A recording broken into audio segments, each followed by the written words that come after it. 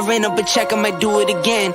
Enemies close, had me thinking they're friends. 10 toes down, I'll be free until the end. Crib outside the city, I don't feel safe in my hands. Took so many years, I'm just waiting for the wins. I'm in debt to no one but the one who took my sins. I do it for real, there's no reason to pretend. If I do it once, I do it again. Add it up, bankroll, euro, peso, add it up, I'm just doing me, everything is on me, oh you matter what. Add it up, bankroll, euro, peso, add it up, I'm just doing me, everything is on me, oh you matter what. Add it up, told her if it's all me, everything is on me, gon' back it up. Matter what, told you I'ma do me, why you hating on me, it's not adding up. I do roll like a Mack truck, country heart, I might cop a farm and go act up. Lot of scars, I was cold-hearted, now I'm back up. Keep it real, I do this once a month, I don't rap much. I just take the money and go stack up. Good evening, everyone. How are you ladies doing today? We are doing fine, thank you. Oh, hey, man, Felicia. Hey, Maria. That's what I'm talking about. It's been a while, but we're all on the space right now. Marie Jones is in the house. She was missing last week, but I told you all she'll be right back. We got two lovely ladies from out of Alabama, Gaston, and they're going to share with us tonight's topic. We are talking about rewriting our stories. And first of all, what are we doing and why are we here? We are Ink to Ink and Incarceration to Incorporation. What we do is we provide a platform for men and women, returning citizens, to share their stories, specifically because we believe that stories matter. All of our stories matter. Your story matters. And what we're going to do tonight is talk about rewriting our stories. We are partnering with Ink to Ink and OAA. Marie Jones, tell us a little bit about what OAA Savannah does. Oh my God, OAA Savannah, we're doing much good things, but what's our 3 E's? Our 3 E's are to encourage, empower, and to educate one another, because one person cannot do it alone. If I hear Felicia's story, hear Julius' story, that is an encouragement to say, you know what, I can do it. So OAA is doing phenomenal things in Savannah. And I know you ladies, Demetrius and Miss Felicia, I know that y'all have great stories. And so Julius, go ahead, take it away, sir.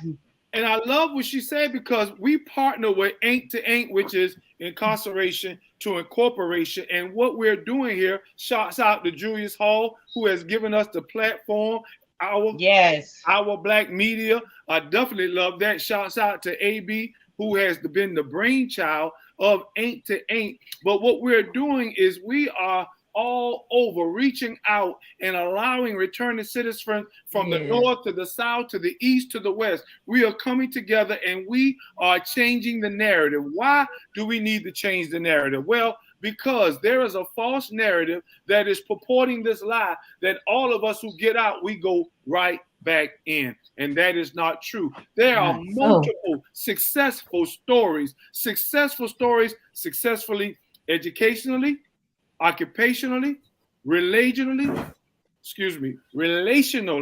and educationally.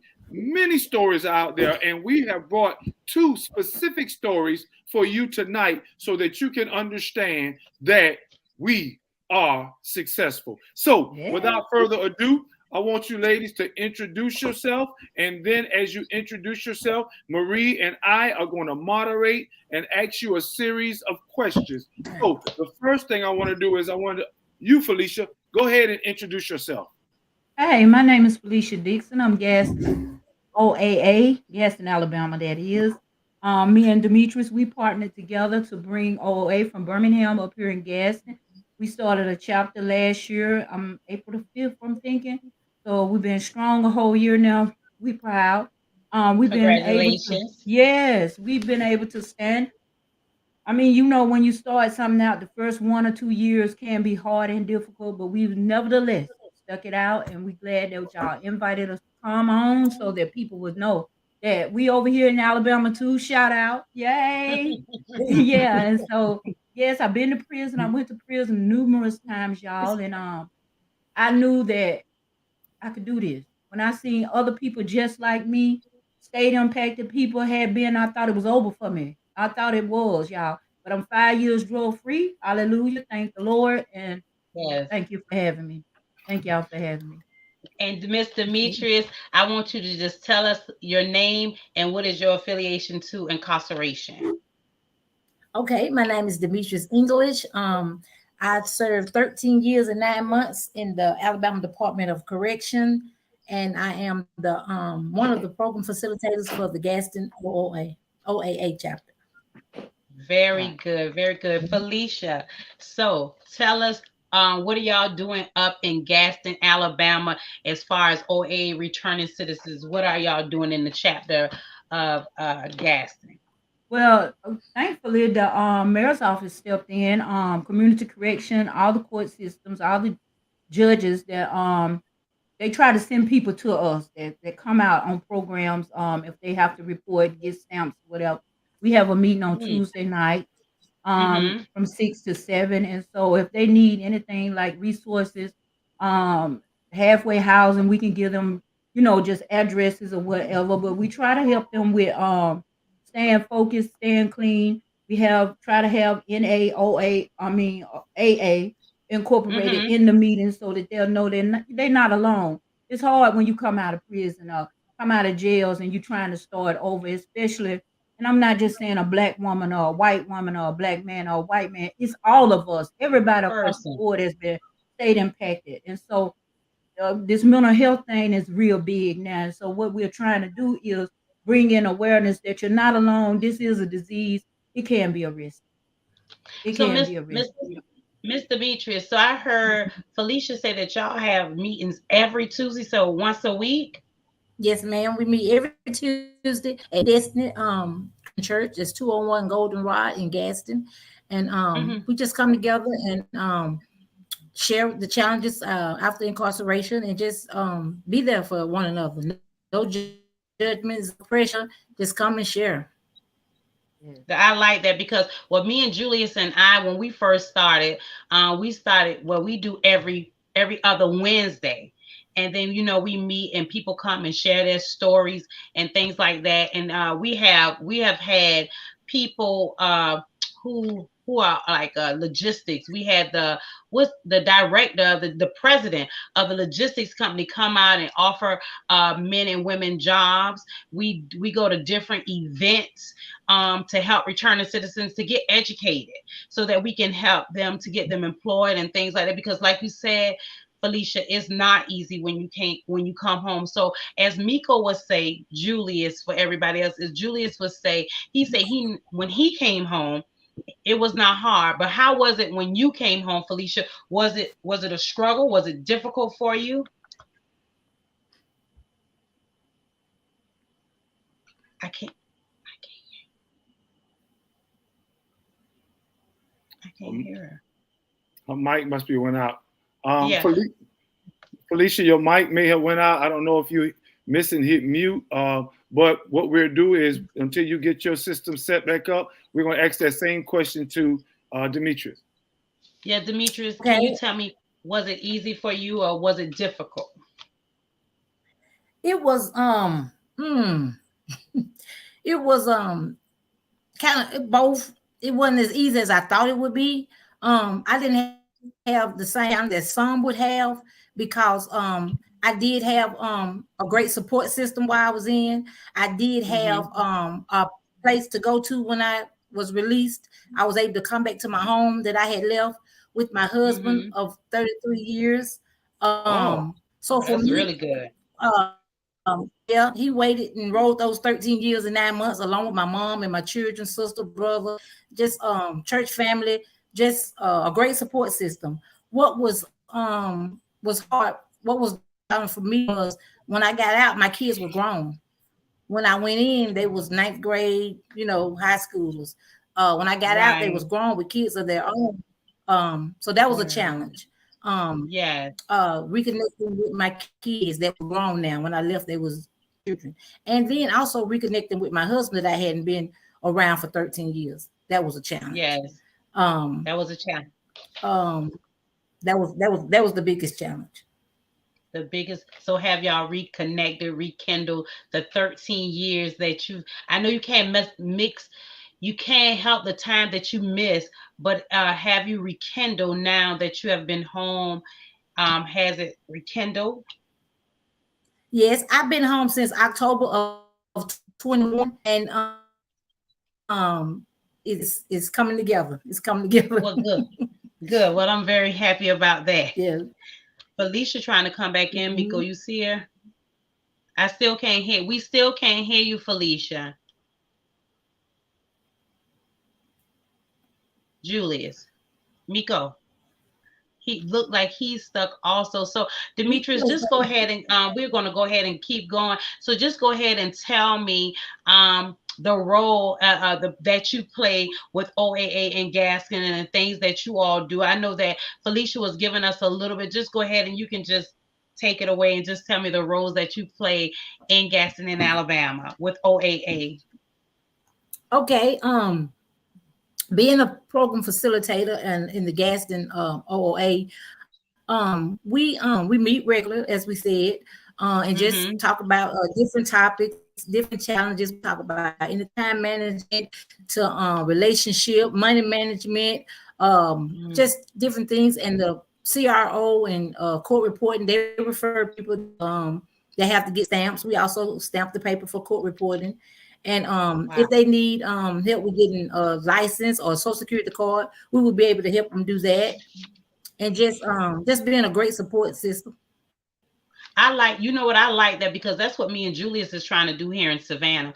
We're trying to go get connected with the federal halfway house and also with state where we can have the men and women to come to us and we can help assist them, like if they need jobs or anything, because that's what we're trying to do. We're trying to get in with the federal halfway house, because if a person don't know, Demetria, where to go, because I didn't know when I got out of prison, I didn't know that it was, to have a support system is a beautiful thing. I didn't have a support system, and it wasn't easy for me when I came home from prison. You understand? So I like the fact to get the information of different resources that's out here to the people, because a lot of people don't know that OAA Offenders Alumni Association is in Savannah and that we are here to help. So I like the fact that y'all have y'all meetings every week. I like the fact that the court people send people to you all. That's very good. And I like, it's just the help. That's what we need. Felicia, you say something. Felicia, I still can't hear you. I still can't hear you. I'm sorry. You done came in and came back. You didn't touch the mute button in no kind of way, Felicia? I don't know. Oh my goodness. I don't know. Call Mr. Hall. Call the phone number that Miko gave to you. Call Mr. Hall so they can tell you how to get back in. And so, but it is. Go ahead. Go ahead. What were you going to say? I was just going to say it is good to have a support system coming out, because I know a lot of the ladies that I was incarcerated with, they don't have that support system coming out, and being locked up any amount of time and then coming out to this wide world out here, it could be scary. It could be challenging. I spoke to a reporter today, Demetria. His name is Michael from the Atlantic Journal Constitution, and he asked me a question. He said, "What is the significance of being in prison, and when you get home, what is the significance about employment?" He wanted to know, how is employment for a person that has been incarcerated. I told him that it was not easy, because you have already paid your debt to society, right? And then when you paid your debt to society, so you think, and then when you come home, the people tell you that, no, we can't hire you because you are a convicted felon. And so he said that, and I said, and that's why the law is that within 3 years, people are reoffend. The recidivism is so high because people reoffend because you done paid your debt and you come home and you trying to do what's right, and then you have the door slammed in your face. So what do you do when you done paid your debt and you come home and try to do what's right and everybody's saying no? Tell me, what would you do? What can you do? That's why I think that's why we have a high recidivism rate, because a lot of people, they don't know what to do, so they go back to what they know to do. They go back to what was familiar to them before they left.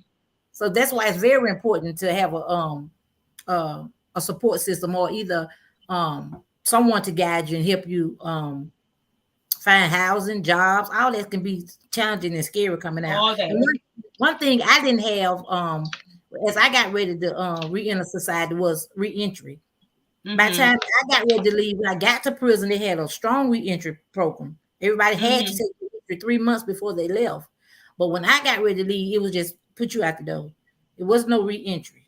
There was no, and I had did 13 years, and that's a long time. Just think somebody did 20 and 25 and 30. They don't know nothing that's going on out here. Not even swipe a card, the technology with the phone, keeping a bank account, budgeting, going in. I did have one real bad anxiety attack. I went into Walmart by myself, and that kind of freaked me out. I thought I was able to go in there and find what I want, but I got lost and I froze in Walmart. So I know me doing 13 years and thinking I could come back out and do that. Yep, we can hear you now, Felicia. Ooh, that was some work. But yeah, it can be real challenging coming out without no guidance. Let me ask you this, Felicia.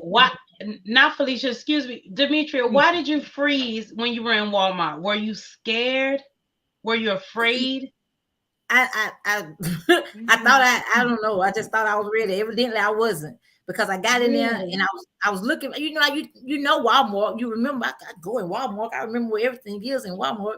Where I got in there and I'm looking for the bread aisle, and I'm panicking, I'm freezing up, I'm paranoid. Everybody like passing by me looking at me.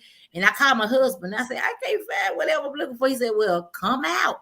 We'll go back to me. I said, no, I want to find. I ain't leaving here till I get what I want. I wanted to do it, but at the same time, I froze up, and I don't know why. But even now, I have anxiety driving. Yeah. And I don't know, but I think a lot of time being incarcerated, it is 90% of doing my time was mental. Let me tell you something. It is mental. Yeah. I had to take and find me. Let me tell you something. I know that's not a religion or whatever, but God is in everything, okay? And I had to have God while I was. It's not that I don't need him now, but I need him even the more when I was incarcerated. Yes. Because it helped my mind. Because I say prison. I was telling the reporter today. I say prison is a world inside of a world. A whole nother world. A whole nother world. Everything is, people like to say systematic. It's systematic. They have everything in timing. You do this, sit down, stand up, go count. They count you all day long. We just talked about that at our Tuesday meeting. We just talked about how we could use time management out here, just like we was on a time schedule in there. They told us when to go to bed. They told us when to take our clothes to laundry. They told us when to go to chow hall. And you did it in those time frames. Or you didn't do it. What is that? I hear that static. Hey, Julius, you back? You back? Miko. Is he being funny? Julius, you can hear us? No, he can't hear us. Well, anyway, so Demetri, I think that is so. They used to count us for. I say they count us the sheep for the slaughter. Ladies, count time. Oh, I hated to hear that. Ooh. Catch a rat. It's count time. Catch a rat. I'm telling you right now. So I told the reporter today, I said prison was an experience, and an experience that I never want to experience again. No, I don't want to ever experience that again. I'm not going to experience it again. Exactly. Now, I pray to God, never. That's just something that I just don't want to do anymore. Felicia, can you hear us? Now we can't hear you again, Felicia. For real? Wait a Then you minute. just Okay, came yeah, we in. can hear you. Okay, all right. They had put me All right, backstage for a minute. I'm so sorry, y'all, about the technical that's stuff. okay. So now go ahead, Felicia, take it away. Tell us your story, and we're here to listen. Oh, guess what, y'all? Well, It's I am it's 20. Felicia. Yeah, I am Felicia Dixon, y'all. I was state impacted numerous times. I'll just go ahead and say 5 times. I was on drugs. I didn't know that I was dealing with a mental health issue. I thought that I was just lost, y'all. I thought that it was no hope for me. Is my microphone static? No. Okay. No, you So sound good. yeah, You sound I good. just hear it in my ear. But y'all, this last time I was incarcerated, I realized my parents was getting older, and my nieces and my nephews was getting older. But I didn't pay attention that I was getting older too. You see what I'm saying? Exactly. Yes, I was getting older too. So I began to go to the different anything that they had to offer. I had already did drug treatment several times. I had did classes. I what is it um different classes that they had inside. But I knew that I had an issue with money, and I took a class, and it was Dave Ramsey's financial peace.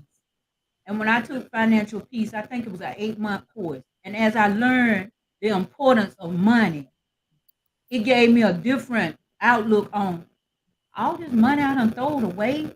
You know what I'm saying? Then it coincided with the drug treatment. Then I began to listen to people when they said we needed to talk to mental health. They had put a new facility inside the prison mental health building. And I found one lady that I could talk to. And I started going to her and listening to her. And she said, baby, you don't have to be crazy to reach out for mental health. Mental health, we listen to you and we try to guide you. And so if you need medication to help you, take your medication. If you need to do journaling, journal. So Misa just said a few minutes ago, she had said when we come back home. I couldn't come out of prison and back home. I had did that 5 times. So Right. the lady that used to bring AIM, which is Aid to Inmate Mothers, it's a program by Carol Protop and Larnetta. Larnetta. But anyway, I talked to her and I asked her, I said, I'm getting ready to get out and I'm scared to death. And she was there, why? And I said, because I don't have a halfway house that I know that I trust. But you, Carol, AIM had been coming back and forth to prison the whole time that I had been in prison. I had gained a relationship with them, so I needed somebody that understood. I didn't want to go back to the love lady. I had did the love lady, and it wasn't structured. So I went to AIM House, and believe it or not, y'all, I stayed at AIM House almost 2 years. That's where my time management came in. They taught me, well, Dave Ramsey had taught me financial peace. Then I learned how to budget. Then got my bank account started. Went and got my driver's license, something I had never had. But I went and got my driver's license. I'm legal now. And so um, I had to start going inside of myself and doing things that I knew how to come out of prison and get on dope. I knew how to get back with my old boyfriend. I knew how to get back on the streets and get it started and crunk and pumped up again. But I did not know how to live without all that in my life. I did not know how to live. So when I got to the AIM house and I didn't even know how to hold conversations, y'all. And I'm not very sociable now, unless it's about the rooms of recovery. If it's about the rooms of recovery, it's about housing, it's about re-entry. I can go in and just be comfortable. But anything else, I really didn't have a tolerance level because I did not know how to communicate with people that wasn't doing what I was doing. So when I got out, y'all, I didn't have no money. I didn't have anything. Well, going through the AIM house, I ended up working for Equal Justice Initiative. Brian Stevenson in Montgomery, Alabama gave me a job. And when I tell y'all, they told me about them $15. Now you can't hire me for $7.50. I ain't bashing nobody, don't get me wrong. But I came into my worth. I began to realize what I had to offer. And when I learned about OAA, it was after I had talked with Carla Bulls. Carla Bulls, shout out to you. Sister gave me a platform. She had told me she stuck with me before I got out of prison. She introduced Ross. She introduced peer support specialists to me. And she said, I need you to get in touch with Pam Butler, and I need you to put in this application. So I shout out to them. You know what I'm saying? Because I think that when we go back in, or when we reach inside and let them know that it is a platform out here, that it is a set of people that we did get out and we came out here and we doing something with it, and that we waiting on you. We waiting on you. Y'all, without a halfway house, without Carla Buzz and Pam Butler and Dina Dickerson and Deborah Daniels, I don't know what I would have done. And then when Misa, can I say this, Misa? We went to prison together. We went to prison together. And for us to come back, and for us to run back into each other 1 year apart, I got out 1 year in October 2020. And Misa get out the next year at the same, you see what I'm saying? It was meant for this. So I'm happy.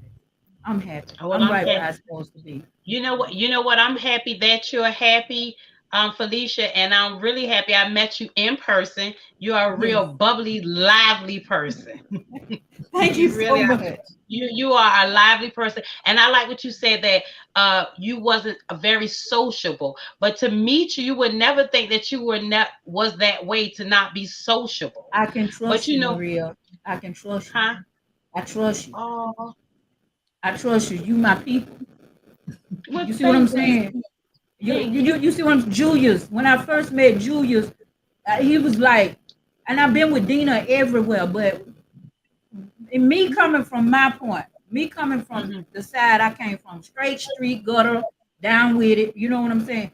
I just could not talk to men. Julius made it so easy to be a brother that to talk to me and let me know, you know, sister, we're going to do this. We're going to work together. Let's stay in touch. This thing is real memory. You know what I'm saying? So, you know, and Felicia, that's what I told the reporter today about Miko. I told him, I say, you know what? I say, you want to meet an intelligent brother. I say, Julius is very intelligent. I say, he did a TED talk.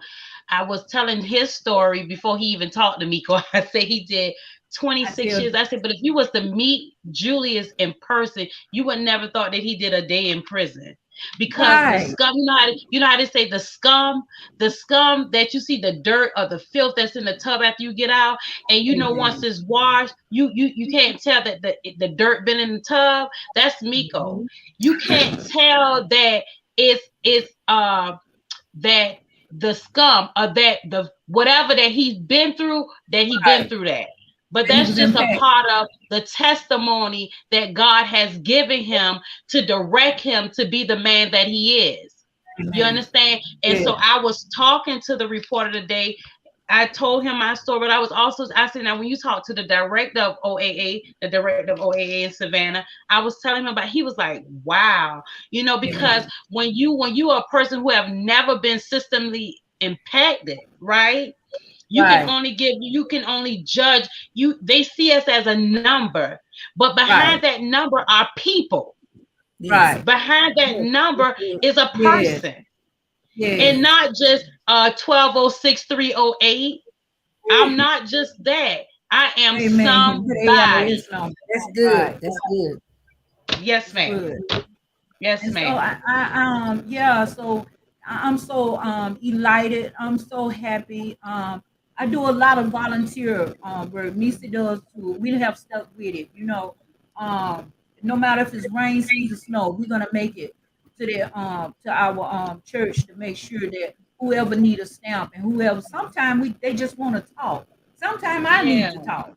You know what I'm saying? And so I've been doing a lot of volunteer work with Ross and just being able to be a part of that and watch they program here in Gaston grow, and us as OOA Birmingham, Gaston, Savannah, Atlanta. It is awesome. It is, and I just be glad one day when we all can get together and embrace one another. Yes. I need to have a hug. Who would have thought we did this? That's right. You know what the warden said to me. I'm gonna let you talk in just a second, Julius. You know what the warden said to me? He said, "Women, I don't need you in my prison to He say to be in prison to have a job. He say you are mothers, you are aunties, you are cousins, grandmothers. He say recidivism, not recidivism. He said, what's that word? Rehabilitation. He say it starts with you. Right. That's right. Right. He say prison don't rehabilitate you, you rehabilitate you. That's right. So just like you said, Felicia, when you started thinking, we have to think differently about ourselves. Oh yeah, this is good. It was a shame that the inside, that the prison system, that the work release, and that all the entities inside the institution, they saw the sober me. They saw the good side of me. And time I got out of prison, my mom, my family, and people that grew up with me saw the bad side of me. So now that thing is turned around, me and Lisa had the opportunity to speak before hundreds of correctional officers and wardens and stuff like 2 or 3 weeks ago with Dina. We didn't have to go on the inside. They came out to us. You know what I'm saying? That's very good. So yeah, I'm happy. Go ahead, Miko. Well, I just want to say this. I love the conversation that you are having, because as we talked about, the name of this podcast is Rewriting Your Story. And as I listen to Marie and Missy and Felicia, I hear how y'all are rewriting the story that many people had written you off for. And so I'm just excited and proud of each one of you. And I wanted to encourage you, number one, to continue doing what you're doing, whether you have 10 people behind you or 1,000 people behind you. Continue to share your story, because when you share your story, then it encourages me or Marie or others. Who would have known you were speaking to mayors or you were speaking to correctional officers? We could have had bitterness on the inside, but we've moved past that to maturity. We are no longer bitter, but we are better. And that's what I love about who we are here at OAA, whether we're in Savannah or Alabama or Atlanta.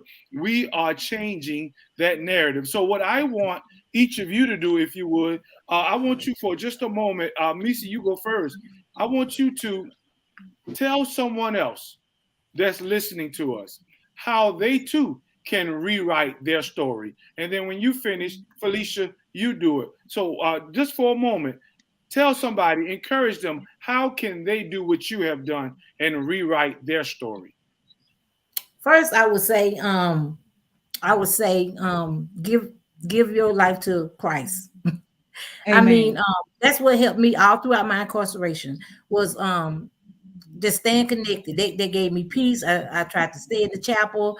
I tried to learn from the officers that was there, that had a heart, that had compassion, because some of them did and some of them didn't. And once I got out, it was easy for me to return back to my church because they were so forgiving and they just welcomed me back in. So even after incarceration, get you a covering, get around like-minded and positive people, and just go forward, move forward. You can't change the past. Don't look back. We can't make up for lost time. All we can do is trust God and move forward from here. I learned from my mistake.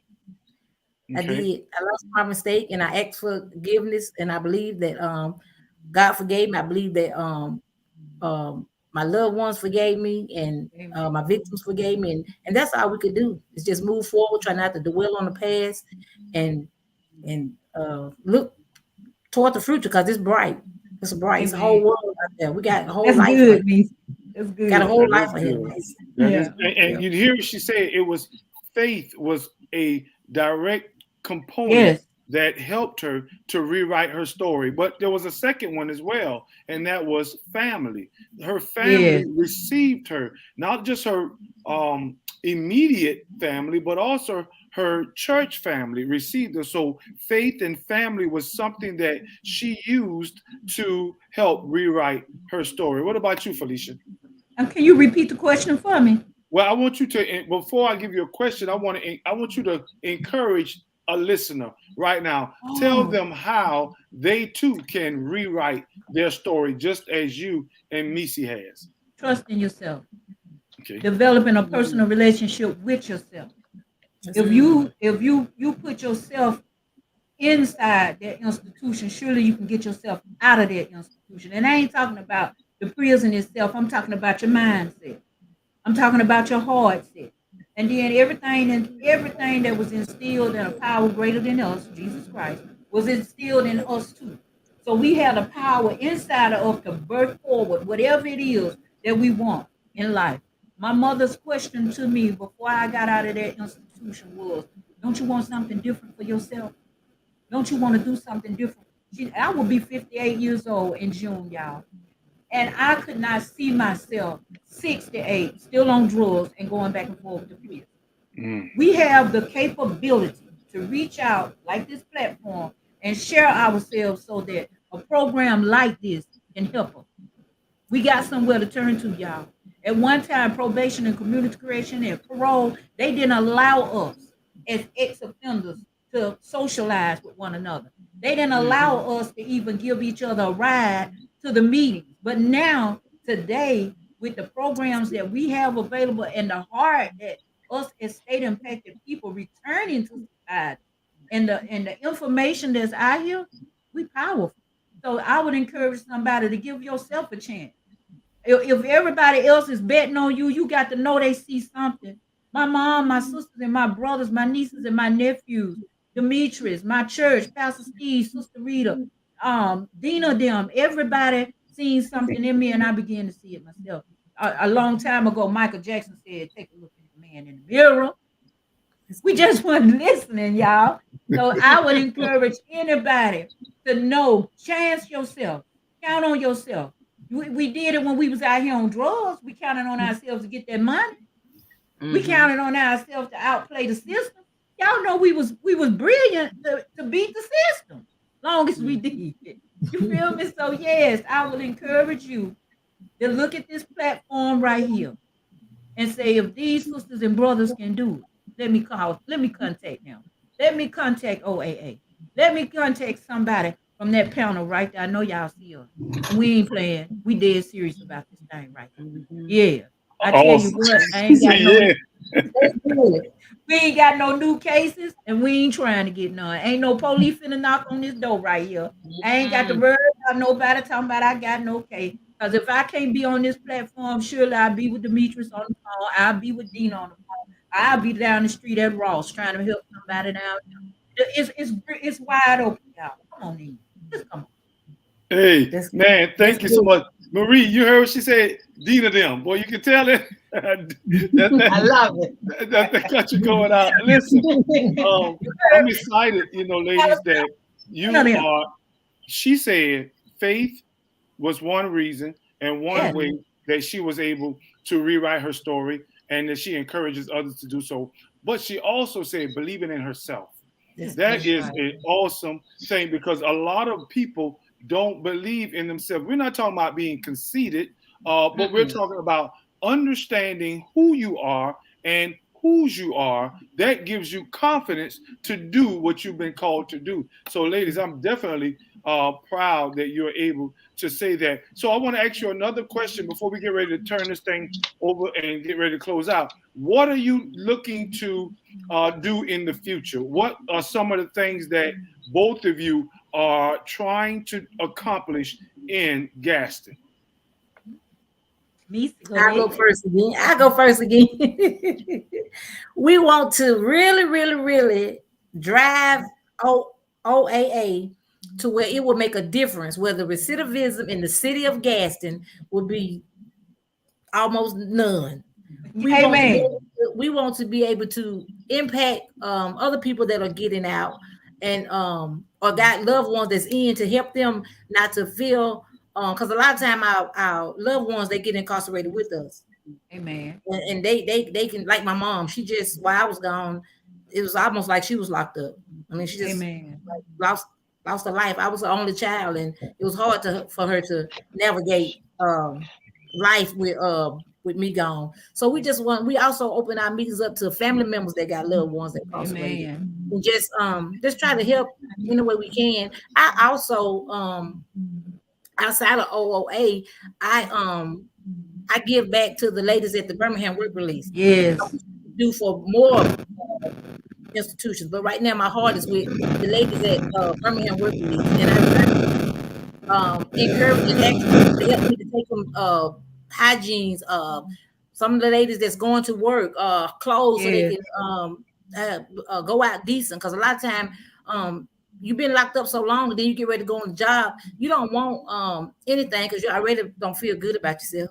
So you want to Man. kind of look presentable to go out in the free world. Some of them ain't been out in 10, 15 years, and now they getting a Yeah. job. So I've been asking people to help me to get clothes to send to the ladies that's getting ready to go to work, ready to Yeah. be in to work from the center. And so that's one thing I'm looking forward to do and continue to just get OA out in the public, get more donations, get more help, get people to come on in and see what we're about and join the fight to stop the recidivism in the city of Gaston. Yeah. Awesome. Next. And so I agree with all of that Misa just said. It's very important to show people the good side. When they first come out, to make sure we don't take them to McDonald's. Let's go to Olive Garden. We just have opened a new Olive Garden. You feel me? Because we used to McDonald's, y'all. We used That's to right. getting the Yeah. tomato out there in the garden. We used to knocking on the next door neighbor house. Come out, please, y'all got some bread. Now get your own loaf of bread. Get your That's own right. loaf. Share with somebody else. You got to put your feet deep in this thing and realize that time is running out for us. But while we got a platform, while we got a chance, why y'all, I'm so adamant about this thing. I just appreciate it. I mean for real. And letting other people see me. My pastor asked me the other day when I told him I was down here on Tuscaloosa Avenue, which is where the Ross Center is at. And he asked me, Felicia, he said, how you doing with that thing? Because they come in now, you can smell it. You know, you're around people that's in it. You know what I'm saying? What better place for me? I qualify. You feel me? Then I could come out. I'm so full right now. I got enough to share with somebody. And I just thank God for this room right here. That when they see me and they say, "Oh, there go Lisa," you feel me? A Skeet. That was my little street name. Skeet. And if what you doing? And I show them the flyer and I offer them some food. Like Misa say, when she get ready to take up the donations, y'all, it's floodgated. She have more than enough to take back to the women. And I'm so grateful to see that because so many times I done been in the inside needing a toothbrush or some deodorant or some socks. They ask me all the time at Christmas time when that little bag come through there and it's got the candy, the shampoo, the socks. Give me y'all socks if y'all don't want. You feel me? Because I'm telling you, it's just the small things on the inside. So when we bring that thing out here and take it back in, them people looking at us, they looking at me, say, oh my God, he did 13 years and coming back in here. You feel me? People just don't expect it. So yeah, Right. Right. yeah. Great. Yes. Yeah. You say And the something, name, the Julius? name of my prison ministry gonna be I Can't Forget, because I can't. I Hey love man, it. I can't forget. I love you. You know what, Demetrius and Felicia, you just said when y'all was talking and Mika was telling y'all to encourage somebody, you know what I want to encourage someone to say? I want to say forgive yourself. oh, that's so good, Marie. Yes, yes, Forgive Start with yourself. Because a yeah, lot of times we take and hold on. I'm guilty of that. I hold on to the pain and the hurt. But you know what you have to do? You have to forgive yourself. yes, yeah. yes, That's You good. know, yes, forgive yourself. yes, yes. So Mhm. yeah. Amen. That's a good word, Marie. Yeah, Good word. give That's yourself good, and move Marie. on.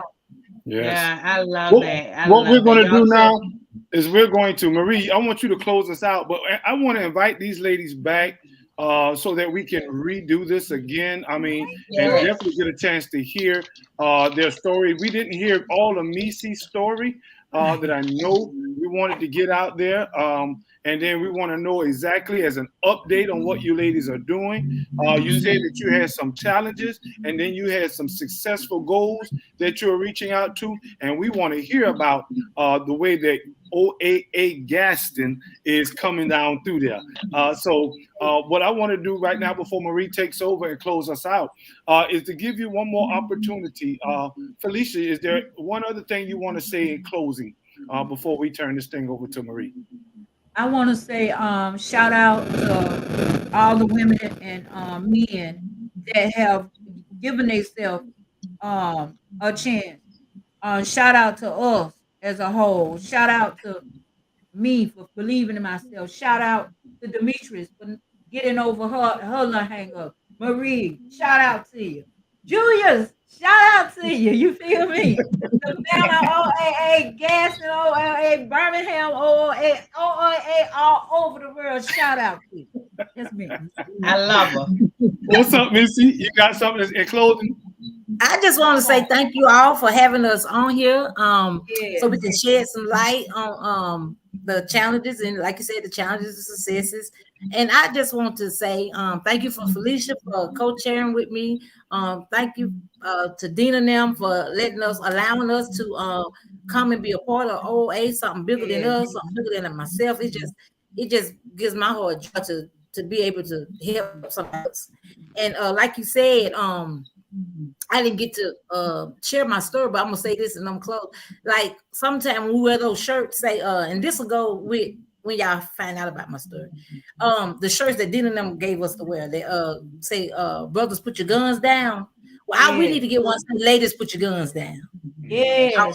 Me said, y'all don't know why. Y'all don't know why I said that later on, but we need to get your gun down. Ladies, put your guns down too. Yeah. So anyway, I just want to say thank y'all. Thank y'all for having us on. Thank y'all for believing in us. Thank y'all for praying for us and lifting us up and encouraging us. And I want to tell anybody that's watching in the Gaston area, nearby, Anniston, come see what we're about. Come join, help us. We need men, we need women, we need footwork, we need hands-on, we need prayers, we need donations, we need it all. And we just ready to just turn Gaston around all the way around. And it's not just about the people that's been incarcerated. We understand that it's families that have been incarcerated because they got a loved one on the inside. When y'all trying to send that money, when y'all trying to pay that phone bill, them phone bills is very expensive. And then you're trying to send money for the commissary. You're trying to send boxes in. We understand it's across the board. And then the children are impacted. Great, ladies. Thank you so much. Marie, before I give it to you, I just want to say thank you again, ladies. We will have you back on so that we can share those stories, continue to rewrite those stories, and to share your updates. Marie, I'll just give it back to you. You can close it how you want. Ladies, I love y'all. Demetrius and Felicia, and I love y'all. I wanted to encourage the men and women that are listening to us tonight that are still behind the walls. Prepare yourself to come out, because one day those doors will be open. So what are you doing on the inside to prepare yourself to come on the outside?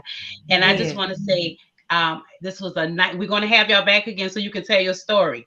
And I just want to let y'all know I really appreciate y'all. Julius, you already know. So guess what, y'all? This is Marie coming to your hearing with Ain't to Ain't. I want y'all to have a fabulous night. Talk to you later. Bye. Good night.